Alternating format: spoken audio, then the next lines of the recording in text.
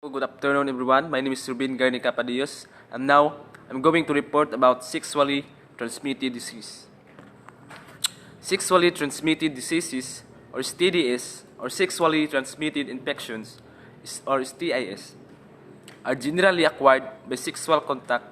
The bacteria, viruses, or parasites that cause sexually transmitted diseases may pass from person to person in blood, semen, or vaginal and other bodily fluids. Common types of STIs and STDs. Types of STI include chlamydia, gonorrhea, trichomoniasis, genital warts, genital herpes, pubic lice, scabies, syphilis, and also human papillomavirus or HPV. If you see the screen, they have different kinds of symptoms about sexually transmitted disease. They have different kinds of gonorrhea. For example, is scabies, etc. Mga rashes. Nga kita niyo sa screen is luka mga kuko, kamot, and na mga kumaga tulo silang kuan vaginal part o sa anus pud sa laki. Sexually transmitted infection is napod siya mga causes mga rashes pud dysentery, gonorrhea, chlamydia, trachomatis, and also trichomoniasis pallidum. Risk factors: having unprotected sex, having sexual contact with multiple partners. So, likayan nato mag-sex sa bisag kinsa ra kay makos ni siya og problems. Basi maka-receive ka sa person nga mong sa lamuha. So, very dangerous. Having a history of STIs, being forced to engage in sexual activity, misuse of alcohol or use recreational drugs, injecting drugs, and also being young. So, being young, mga batanon, so, need na mga explore, so, likayan sa nato ni. The STI symptoms. The symptoms of an STI or STDs include an unusual discharge from the vagina, penis or anus, pain when peeing, lumps or skin growths around the genital or bottom or anus, a rash, mga katol-katol like scabies, etc., an unusual vaginal bleeding, tulo, itchy genitals or anus, blisters and sores around your genital or anus, warts around your genital or anus, warts in your mouth or throat, but this is very rare. Signs and symptoms include for women.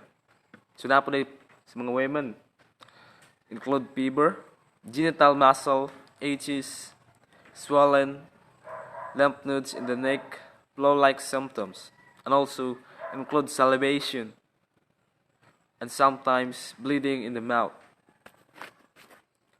When and how are antibiotics administered?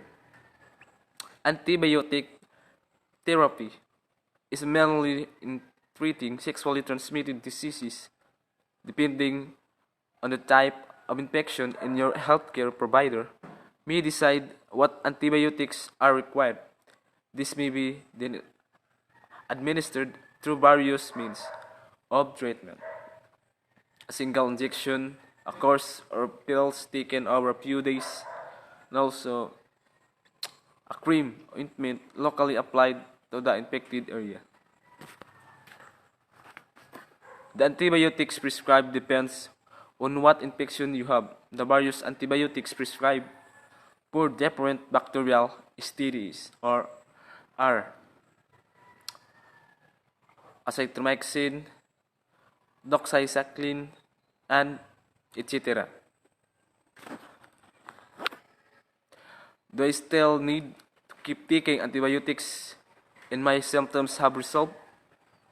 Antibiotic resistance is a phenomenon where bacteria develop resistance to a certain class of antibiotics. One reason for this resistance develop is the non-completion of an antibiotic course.